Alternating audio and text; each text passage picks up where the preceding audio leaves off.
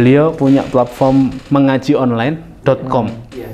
Ya, saya buka platformnya ini sudah menjangkau 35 negara, 2.000 pengajar, 25.000 pelajar. Sebenarnya anak ingin jadikan ekosistem. Bila ekosistem itu berarti bisa support dari umur apapun, subjek apapun, siapapun guru. Dan ini juga platform akan mengumpulkan agamawan, tokoh-tokoh agama. Karena kita ada punya pelajar daripada UK, Kanada, Australia, Jerman dan sebagainya. Saat mereka masuk Islam itu, nah siapa yang mau bimbing aku? Aku percaya Allah, kau menyediakan sesuatu untuk aku di masa hadapan. Jadi sentiasa berkawan dan berdamping dengan Allah dan Rasul. Bismillahirrahmanirrahim. FKAM Podcast, hangatkan hati, hangatkan pikiran. Masya Allah, sudah lama saya tidak duduk di kursi ini. Digantikan oleh Ustadz Kholis. Tapi Alhamdulillah, ini dadakan. Dan ini Masya Allah, kami kedatangan dua tamu mulia, para guru-guru tercinta, Masya Allah. Ustadz Zulfikar dari IIBS ya? Al-Azhar IIBS. Al-Azhar IIBS, Al-Azhar International Islamic Boarding School. Ya. Sekarang antum di sana sebagai direktur apa Ustaz? Kami diamanai di Direksi International Office Ustaz. International Affairs dan Public Relation. Masya Allah, Masya Allah. Sebetulnya kesini kami ini Public Relation dalam rangka belajar ke Ustaz Umer ini. Ya, ini hanya pembelajarannya kita online kan, ya, kita rekam. Adapun yang berkaos mengajionline.com ini Ustadz Akram, hafizahullah, dari Malaysia. Ustaz. Dari Malaysia. Jauh-jauh ke FKM Podcast, satu kehormatan Ustadz. Iya, untuk mohon bimbingan ya. Iya. Kita ini penuntut ilmu, aktivitasnya cuma dua Ustadz. Al-hadyu wal-ihtida. Al-hadyu itu memberi hidayah. Al-ihtida itu meniti jalan hidayah, Ustaz. Ya, jadi memberi hidayah itu mengajar, Ustaz. Iya. Meniti jalan hidayah ya belajar. Sudah itu saja, Ustaz. Iya kan? Iya. Jadi saya selain antum kesini mau belajar, ya saya belajar dari antum. Sebenarnya itu saja Ustaz, aktivitas kita kan. Iya. Ini yang menarik, Ustaz Zulfikar ini sebenarnya hubungi saya, terus kemudian silaturahim sini Ustaz ya. Dan ternyata bawa sahabat beliau ini dari Malaysia. Dulu Ustaz Zulfikar 4 tahun S2 di Malaysia Ustaz ya.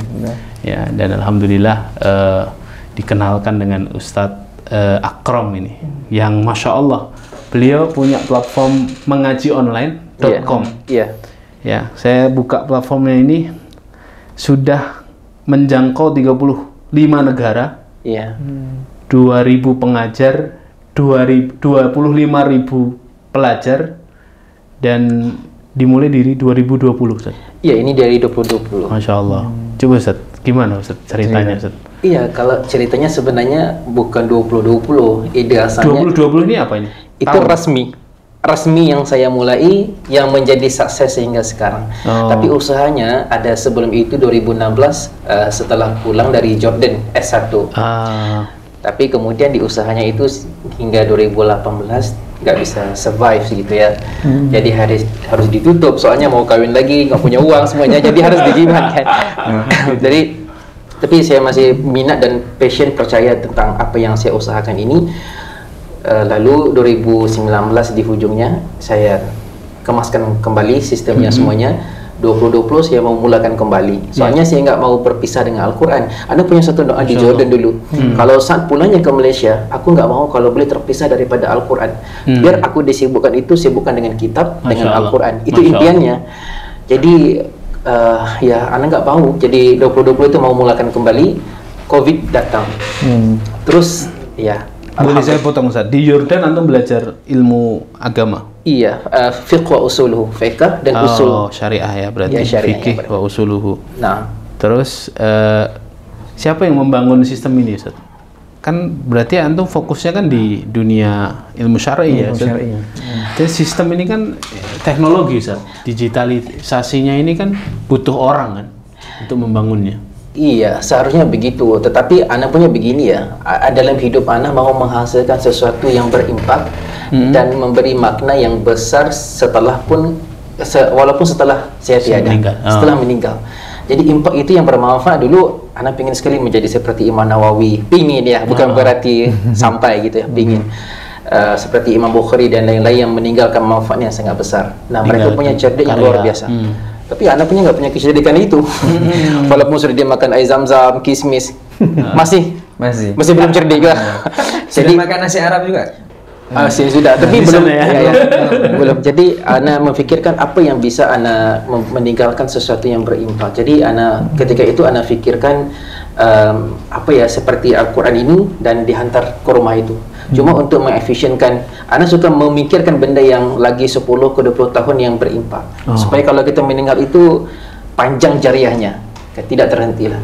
Jawabannya di teknologi. Di teknologi, biar otomasi, biar sustainability, biar efisiensi, ya. Itu semua itu ada teknologi. Jadi apapun yang harus aku belajar ketika itulah, ya aku akan belajar.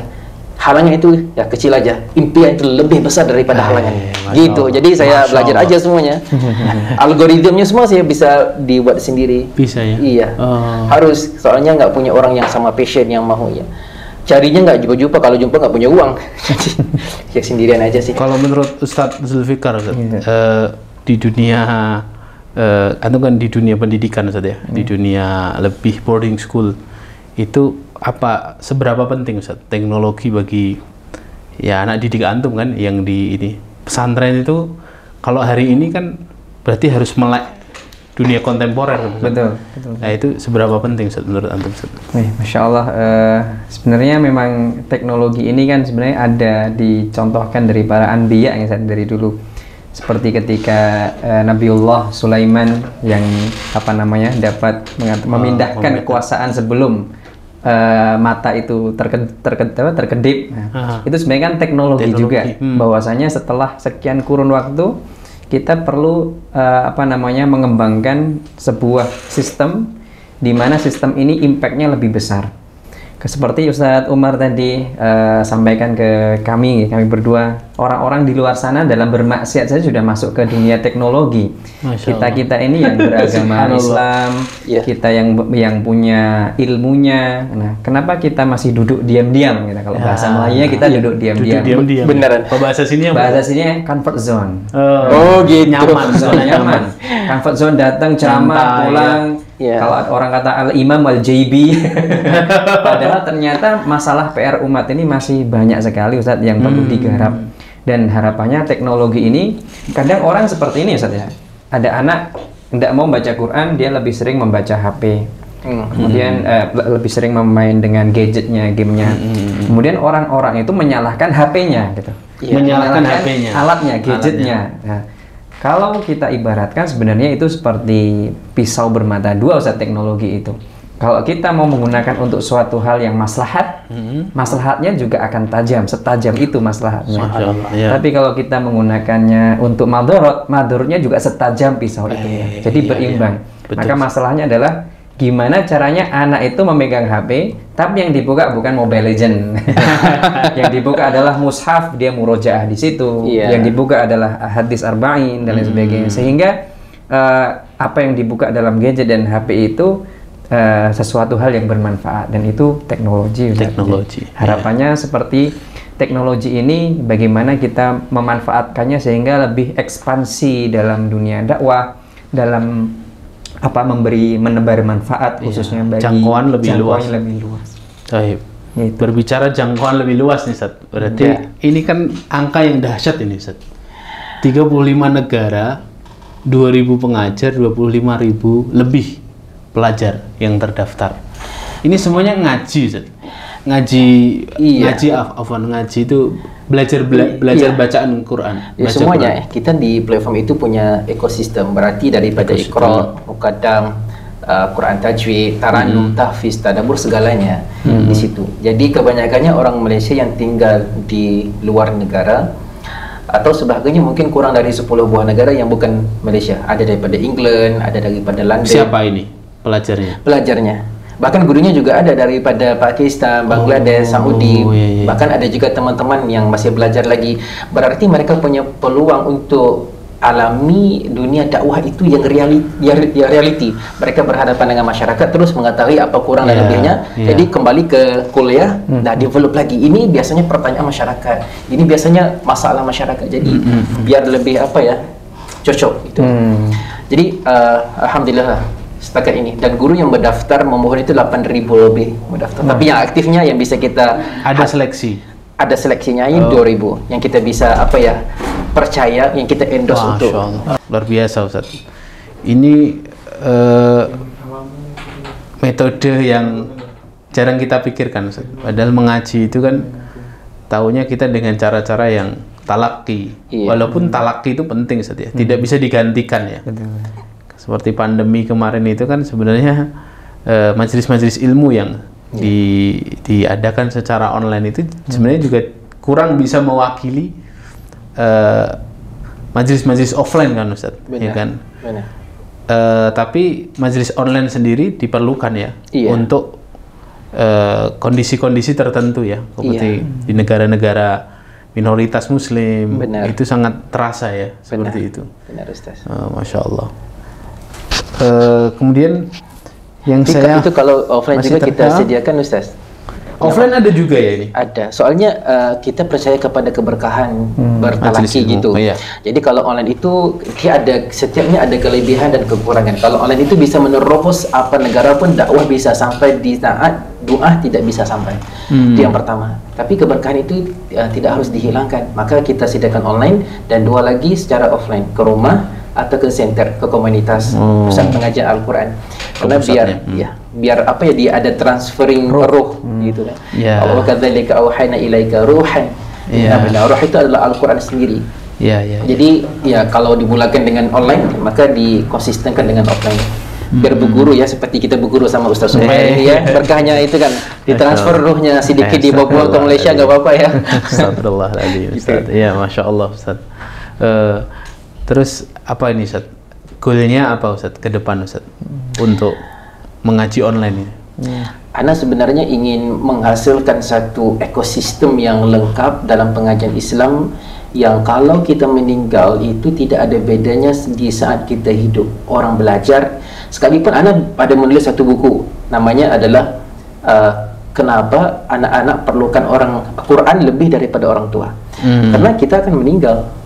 Jadi terus kita meninggal, bagaimana kita mau menjaga anak-anak nanti? Kalau mereka sesat, mereka susah, mereka tersalah langkah, terus kemana? Jadi kalau ada Al-Quran, kita install, itu dia punya mission ya, kita nak installing Al-Quran, menanamkan, menjiwaikan Al-Quran dalam jiwa orang Islam.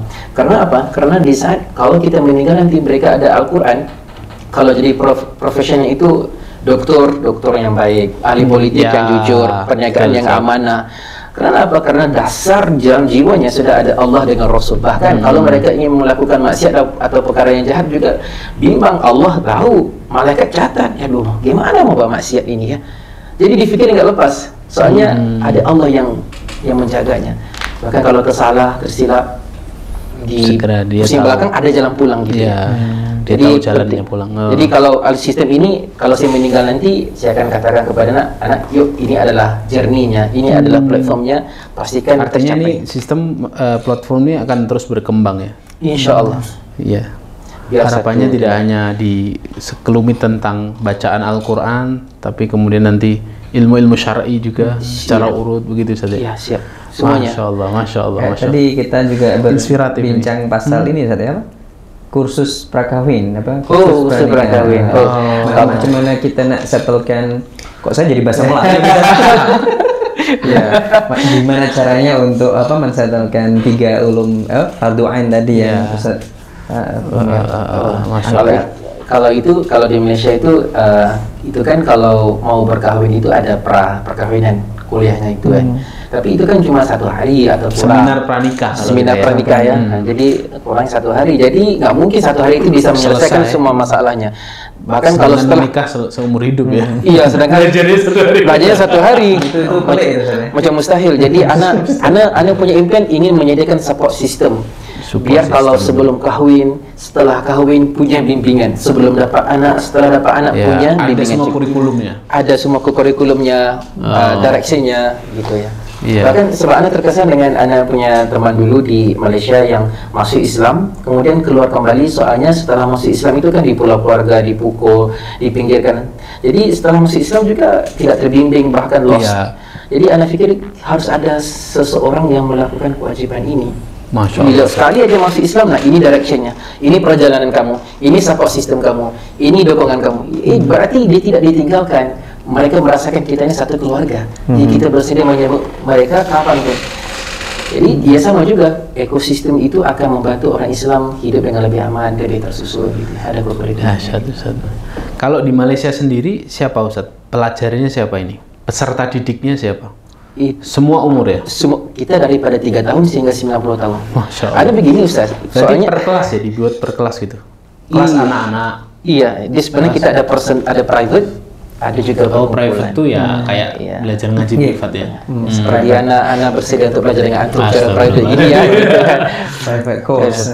Sebenarnya anak ingin jadikan ekosistem. Bila ekosistem itu berarti bisa support dari umur apapun, Masya Allah. subjek apapun, siapapun guru. Dan ini juga platform akan mengumpulkan agamawan, tokoh-tokoh agama. Karena kita ada punya pelajar daripada UK, Canada, Australia, Jerman dan sebagainya. Saat mereka masuk Islam itu, nah siapa yang mau bimbing aku?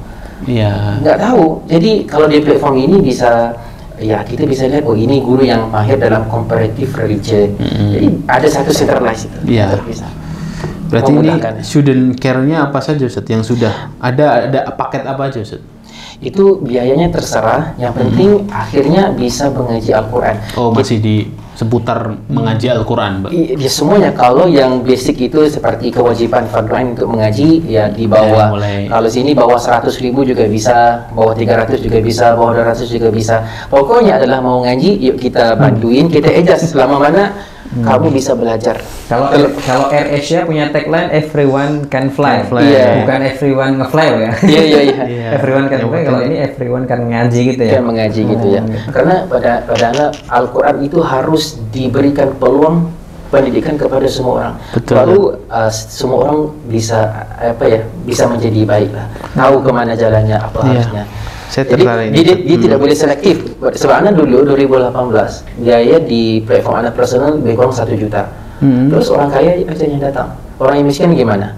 Kalau anda mau nolak berarti anda miskin ya, nggak punya uang. Mohon maaf ya, kita nggak bantuin orang-orang yang miskin. Ya bisa cari di masjid mana-mana. Saya rasa macam kok nggak begitu agama orang sudah dapat hidayah. Mungkin nggak punya uang, mungkin diuji. Berarti ya bisa ya, tidak bayar juga boleh. Itu ada, cuma kita menunggu sponsorshipnya. Berarti kita akan ikhtiarkan. Kita tidak tinggalkan. Ada tawaran untuk sponsorship. Iya, kita misalnya orang yang punya sekian peserta didik yang perlu dibiayai begitu. Iya, kalau punya nanti kita akan cari. Jadi ditajanya kita langsung ketemukan aja. Pokoknya adalah kita tidak mahu menjadi uang menjadi penghalang. Kita akan pikirkan bagaimana bisa bantu biar dia terbantu. Termasuk kita juga tidak mengaji online ini ya berarti memikirkan 2000 pengajar ini. Iya, kebajikannya. Iya kan? Kebajikannya harus tertunaikan. Kesejahteraan. Iya. Kalau dari segi gaji sini gaji juga ya. Gajinya itu dia tergantung kepada bilangan kelasnya. Kalau semakin banyak semakin gitu. Ustaz Zulfikar, ini tertarik saya. Jadi sistem kalau yang disampaikan Ustaz Akmal tadi kan cara pengajaran dan lain sebagainya. Kalau antum kan tinggal di Malaysia 4 tahun Ustaz.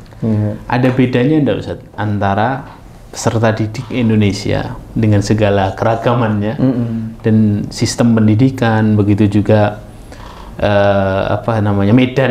medan dakwah lah kalau kita bilang, dengan Malaysia Ustaz? Mungkin secara Anda dulu kan ngajar ya Ustaz di Malaysia? Iya, kebetulan saya ngajar Islamic Studies Ustaz dan Arabic di sekolah internasional. Semacam SD begitu? Dia SMP dan SMA. Oh, tingkatan SMP. Tingkatan kalau di Malaysia itu kan tidak ada SMP SMA, adanya secondary school. 6 tahun. 6 tahun. Oh. Jadi kalau dia grade 4 itu artinya 1 SMA. Kalau grade 1, 2, 3 itu 1, 2, 3 SMP sederajat sini. Grade di sana makanya grade grade ini Zat. Grade 7. Grade 7 itu kayak kelas 7 di sini, jadi SMP kelas 1. grade 10 itu 1 SMA. Tetap 6 tahun seperti itu. Hampir sama ya. Dan kami di sekolah namanya Bashiroh International School itu. Di sana cukup beragam. 30% itu Melayu, 30% dari Arab ataupun dari campuran apa namanya mama ya. Kalau mama itu India Arab, India Muslim, India Muslim. Yang lainnya ada Indonesia dan Chinese dan sebagainya yang Muslim. Memang cukup mencabar itu menantang karena dari segi bahasa sih Ustaz. Kalau kami sendiri waktu di Malaysia itu lebih dari segi bahasa ketika menjelaskan Islamic Studies menggunakan bahasa Inggris. Tapi waktu itu saya berguru dengan Syekh Naqib Al-Atas, malah justru kita jangan menerjemahkan seluruh kosakata Qur'ani atau kosakata bahasa Arab yang sudah baku ke dalam bahasa Inggris, itu malah mengaburkan maknanya. Jadi akhirnya saya gunakan itu dan alhamdulillah mereka lebih memaknai mustalahat fiqhiyahnya. Contoh seperti sholat itu di dalam buku yang saya ajarkan, karena menggunakan satu buku yang kurikulum bahasa Inggris, itu di situ dikatakan prayer. Nah, tapi di buku yang saya ambil ini dikatakan sholat tetap sholat. Jadi dia ditranslate sholat. Mustalahat syar'iyah itu supaya kita tidak lari dan kabur dari makna aslinya. Padahal kalau kita cari kamus bahasa Inggrisnya baik dari Oxford ataupun yang lainnya, itu kalau prayer itu malah ada yang berdoa, ada yang mengatakan itu banyak ragam Ustaz. Tapi kalau sholat dari segi hukum tetap dia akan min takbiratul ihram ila salam, itu sudah melekat di situ secara istilah. Ada syarat rukunnya ya. Ada syarat rukunnya. Al-mabdu bisurah kata-kata gitu. Demikian juga itu sebenarnya dari sisi itu. Kalau dari sisi murid ya Ustaz, dari sisi dinamika sistem Ustaz, di sistem pendidikannya Ustaz. Kalau sistem pendidikan, Masya Allah Ustaz, di sana itu anak-anak belajar itu memang secara metode itu lebih tidak se-fun Indonesia, artinya lebih banyak seriusnya. Lebih banyak seriusan, ya kan? Di Malaysia lebih banyak seriusnya. Jadi ketika guru datang, okay, now I would like to start my lesson, please recite basmalah together. Okay, now we are going to learn about 6 pillars of iman. Mereka langsung diam mendengarkan. Tapi kalau di Indonesia, oke, kita belajar rukun iman, sudah mulai ngantuk. Jadi itu yang menjadikan kami ini berkembang di Indonesia. Tentunya ada perbedaan yang sedikit, hanya saja di Malaysia ini tentunya ketika metode fun yang ada di Indonesia ini juga diterapkan di sana, itu lebih banyak menarik lagi minat murid-murid lainnya. Jadi sebenarnya muatannya tetap sama Ustaz, inti materinya sama, hanya saja at-thariqatu ahamu minal maddah itu. Bagaimana caranya kita menjelaskannya itu lebih. Kalau dari segi itu tadi semangat di sana anak-anak, cuman di sana tidak ada ustadz-ustadz muda seperti Ustadz Umer gitu. Yang melanjutkan estafet Ustadz Hanan Atakinya belum ada. Di sana yang menggarap anak-anak muda. Betul, mungkin kalau di sana sekolahnya Ustadz Idrus, Ustadz siapa? Tok guru yang dari Kelantan, Ustadz Azhar Idrus ya. Ustadz Azhar Idrus ini sudah sekelas Ustadz Abu Bakar. Tapi di bawah di bawah Ustadz Azhar Idrus tidak ada yang melanjutkan gitu. Ya tadi kayak kita bahas kaderisasi. Akhirnya kita juga perlu mungkin salah satu platform mengaji online tadi bisa mewadai. Itu tadi seperti kawannya itu ya. Betul. Kawannya Ustadz Akram tadi ya, yang dia pintar dan tapi belum dikenal banyak. Luar biasa pintarnya. Benar. Sebut kitabnya, tulisannya, babnya, muka suratnya apa, di muka kiri kanan bisa dinyatakan. Kalau kat sini macam Ustaz Adi Hidayat Ustaz. Ustaz Adi Hidayat kita sebutkan beliau tahu muka surat apa, ini seperti itu. Tapi Ustaz Adi Hidayat itu terkenal. Ini nggak terkenal. Tapi itu juga satu problem yang sedang kami bahas Ustaz. Antum-antum ini kan lulusan luar negeri ya, dan antum-antum kan belajar dari cara belajarnya para masyayikh gitu kan. Hal yang hari ini menjadi semacam pembahasan para aktivis dakwah itu, berapa banyak lulusan luar negeri yang pulang ke Indonesia setiap tahun? Banyak sekali.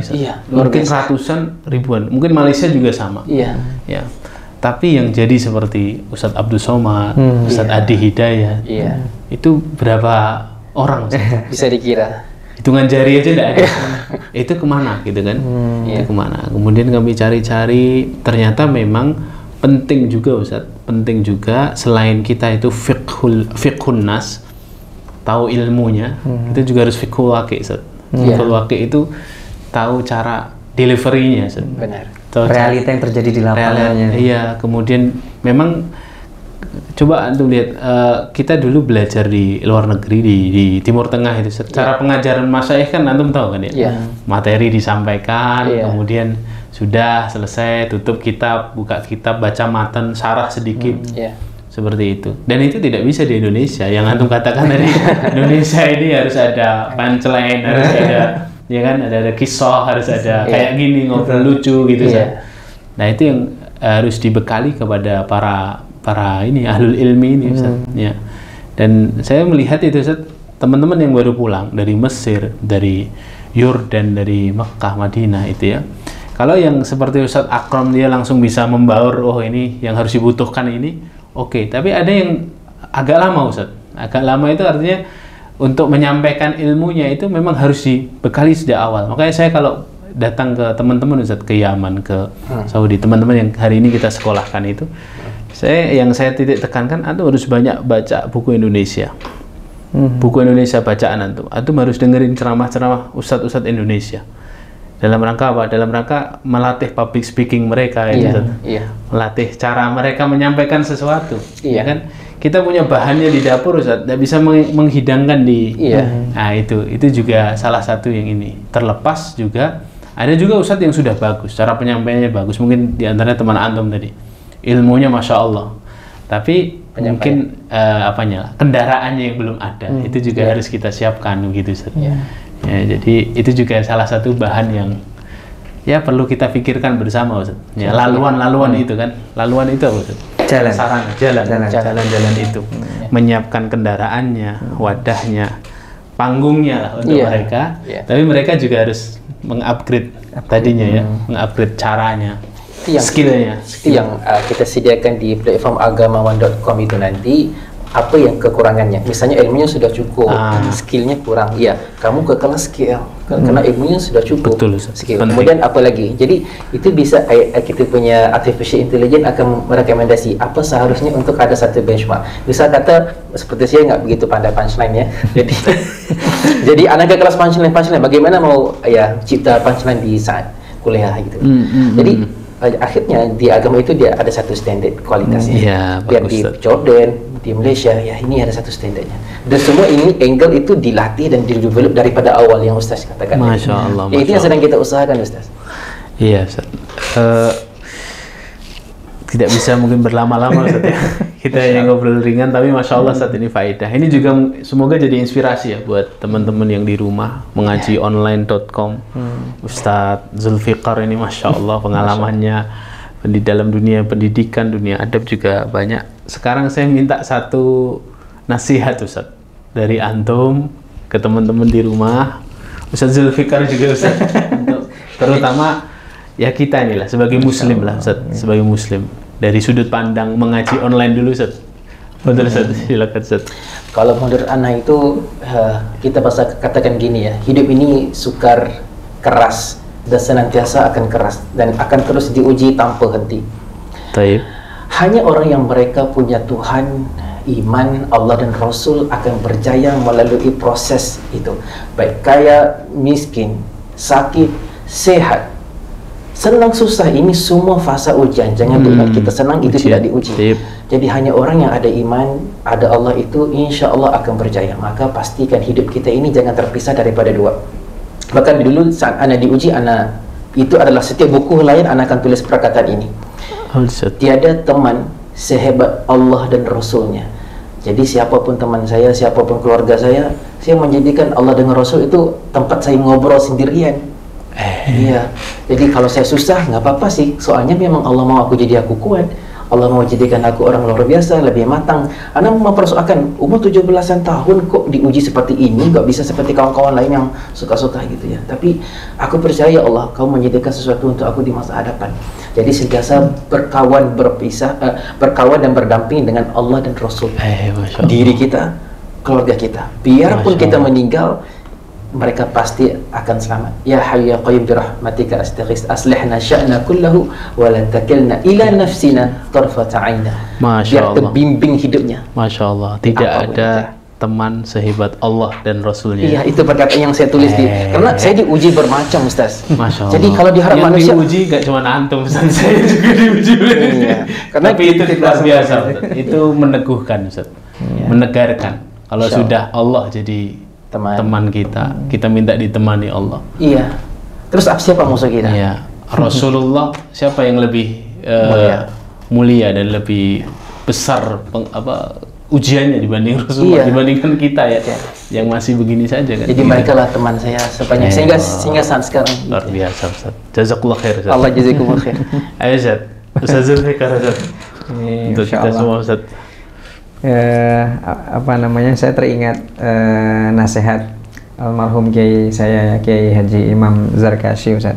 Ketika itu beliau menyampaikan siapa itu orang besar, gitu kan katanya. Siapa itu orang besar itu? Ada di antara para santri menjawab, orang yang menjadi kaya raya, orang yang menjadi sukses, menjadi karirnya bagus. Cuman jawab beliau adalah salah gitu. Kalau itu yang menjadi standar orang besar itu. Kemudian kami ini terdiam dan beliau melanjutkan, orang besar itu adalah orang yang mau dan berkeinginan ataupun melakukan, mau mengajar anak-anak di kolong jembatan. Orang besar itu adalah orang yang mau mendidik anak-anak yang ada di pedalaman luar daerah sana. Orang besar itu adalah orang-orang yang mau mengentaskan dari kesyirikan menuju tauhid. Masya Allah. Artinya di situ saya berarti tadi orang besar yang disebutkan standarnya standar materi semua, karena tentunya disitulah ternyata yang diinginkan orang besar oleh para kiai kami ini adalah ternyata orang yang mau bergerak menggarap lahan-lahan dakwah yang belum tersentuh gitu. Baik itu di pedalaman, kolong jembatan, karena mereka nggak ada yang mau nyentuh, siapa lagi kalau bukan orang besar yang tergerakkan hatinya dan mau menyentuh wilayah itu. Iya, Ustaz. Masya Allah, Ustaz. Luar biasa. Luar biasa ya. Semoga kita bisa saling kolaborasi terus, Ustaz ya. Iya, siap. Kami doakan kami di dunia dakwah, Ustaz, dengan segala lika-likunya. Masya Allah. Ya. Beliau di dunia kaderisasi, di pendidikan, Ustaz Akram di dunia digitalisasi, Masya Allah ya. Luar biasa, Ustaz. Perlu kita berpikir mungkin bisa menjadi pilar-pilar dakwah ya, Ustaz. Betul, Ustaz. Saling menguatkan, Ustaz, insya Allah. Sinergi tadi itu. Sinergitas, baik. Tapi jazakallah khair, Ustaz. Al-hadi wal ihtidal. Insyaallah. Ya. Itu aktivitas kita, Ustaz. Iya. Ya. Sebelum kita selesaikan ini, Ustaz, minuman khas Klaten, Ustaz. Kilima dawet bayar, Ustaz. Antum nanti dicoba, Ustaz ya. Ini boleh dicoba kan? Ayo, Ustaz. Ya, ini Masya Allah, ini kemarin kita podcast dengan beliau ini, dan Masya Allah ini beliau berkembang sekali ininya. Masya Allah. Semanis antum, Ustaz. Masya Allah. Ini bikin bawa mimpi nih. Masya Allah. Baik, jazakumullah khair, luar biasa, sangat berkesan walaupun singkat, tapi semoga bisa menginspirasi teman-teman semuanya. Jazakallah khair, Ustaz Akram. Barakallahu fikum. Jangan bosan, Ustaz. Antum ke Indonesia harus mampir Solo, Ustaz. Siap. Ya, 24 jam terbuka buat antum berdua, Ustaz. Masya Allah. Maftuh babuna, Ustaz. Masya Allah. Bikin malu. Assalamualaikum warahmatullahi wabarakatuh. Waalaikumsalam warahmatullahi wabarakatuh.